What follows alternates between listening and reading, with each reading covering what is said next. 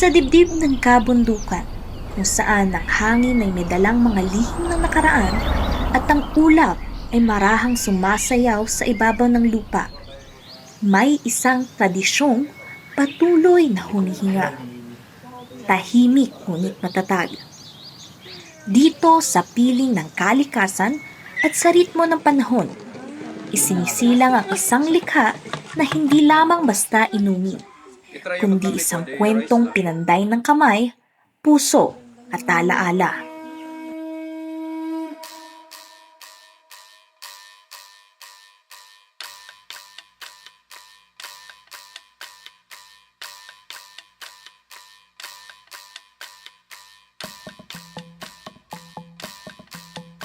Sa kabundukan ng Cordillera, kung saan ang hamog ay banayad na yumayakap sa lupa, may isang tradisyong nananatiling buhay sa paglipas ng panahon.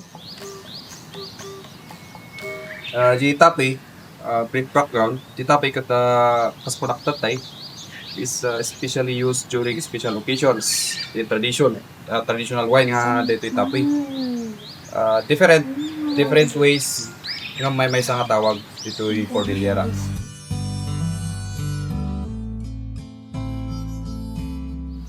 Dalawa lang yung kailangan natin na ingredient. Ito yung any kind of rice will do. Tapos ito isang klase ng heirloom rice dito sa Cordillera. Yun yung Palatinaw rice. Malagkit rice ito. Tapos ang pangalawa na ingredient na kailangan natin is itong fermenting yeast. Bubud. O sa English is rice cake yeast. So dito iti awag mo dito kat salaw or fermenting jar. Dapayan, katagi Ilocano kasi ito kasi ngayon nagmamahal na lahat, di ba? Mahal na kuryente.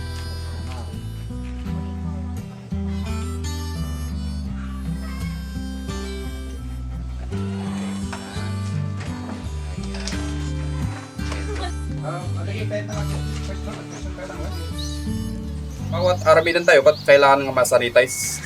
Kasi ang wine kasi is kunting dumi lang is panayan na katumbas niyan is 99% sira. Kaya amin nga aramidan tayo, kailangan natin i-sanitize.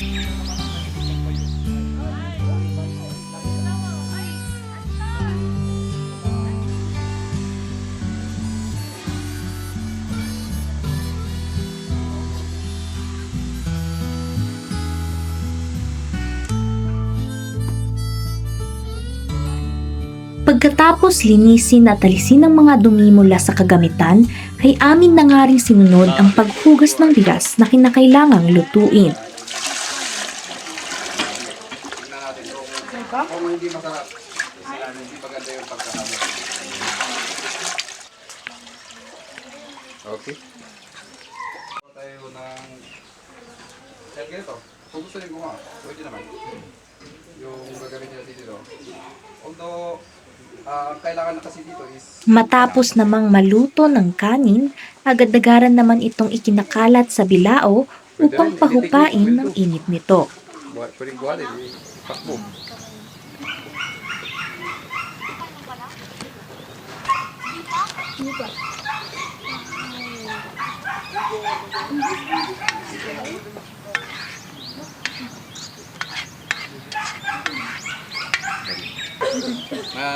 May ano to? Ako ang mag-aas ng question. Baka ilan para masira. Kapag humupa na ang init, dahan-dahan namang ipinupulbos ang dinurog na bubod sa ibabaw ng kanin.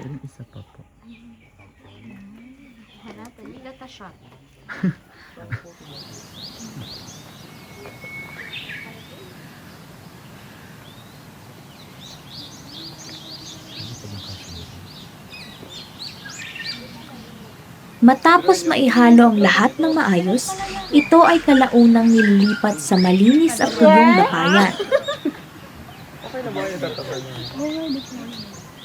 Lagi na yung Tupperware mo, Joanna. Ikaw na ba? Ano po? Uy, bawal mag-ingay dyan. Sarap naman. Ba't ako? daw tatalsya. Totoo yun. Tsaka naman ito manong-manong binabalot para ihanda na sa tahimik at patagal na yugto ng pagbuburo nito.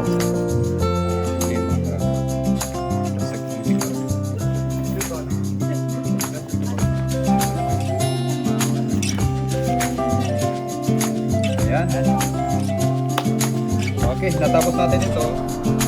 Matapos kaming maturuan ni Sir Sabdan ng tradisyonal na proseso sa paggawa ng tapoy, malugod niya rin kaming pinahintulutan para sa isang maikling panayam. Ano po yung parang pinaka-motivation po ninyo or motivation sa pag-start po, pagturo po ng process po ng rice wine? Ayan. Unang-una is gusto namin na ipakita sa lahat, not only locally but internationally, na masarap yung aming rice wine. Kaya kaso nga lang hindi ma-appreciate ng karamihan kung hindi nila alam kung paano gawin din ito, no? Yung tinuturo lang namin dito is yung traditional na paraan, yung basic na traditional na paraan paggawa ng rice wine dito sa Cordilleras. Basta nga na naka-accumulate ko at i-sugit, mabalin. Ayan, bilang na tubig ang ilagay natin. Sino ang nakaka-break dyan? Wait lang daw.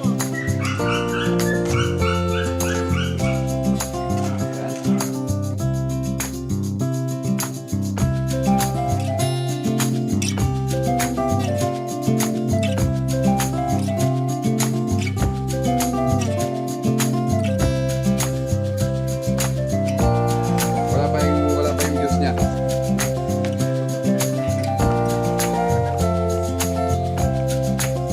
Sir, tapos sabi niyo din po kanina na medyo sagrado po yung paggawa po or proseso po ng paggawa ng tapoy rice wine po. Bakit niyo po nasabi na medyo sagrado? Sagrado po kasi ito. Kasi dati ito is hindi ito talagang ini-spread sa hindi ito tinituro. Kaya nga sabi ko, kahit nga mga kasama naming Cordilleran is hindi alam yung anong proseso. Diba? Kasi ang mga ninuno namin is tinuturing itong sagrado. Dapat pag ginagawa ito is dapat walang maingay, dapat walang magulo. Dapat sila lang yung andun na nag-concentrate sa paggawa. Kaya ayun, konti lang yung yung nakakalam nito.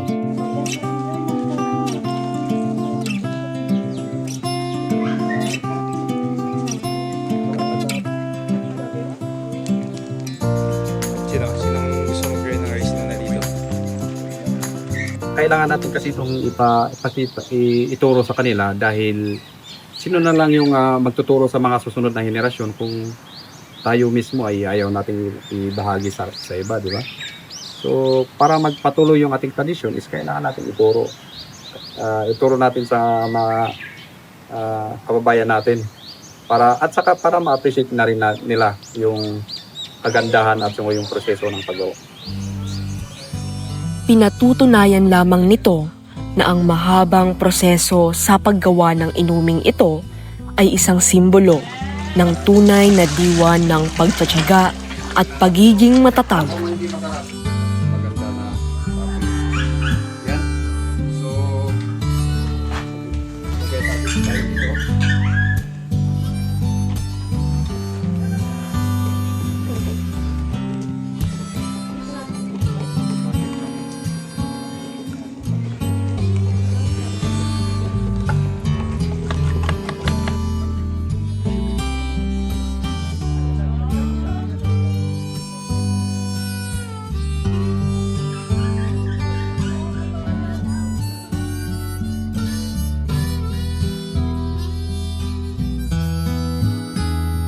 Ang inuming ding ito'y isang paalala sa pawis at dugo ng mga kamay na kumalinga sa yamang kultura na mayroon tayo ngayon.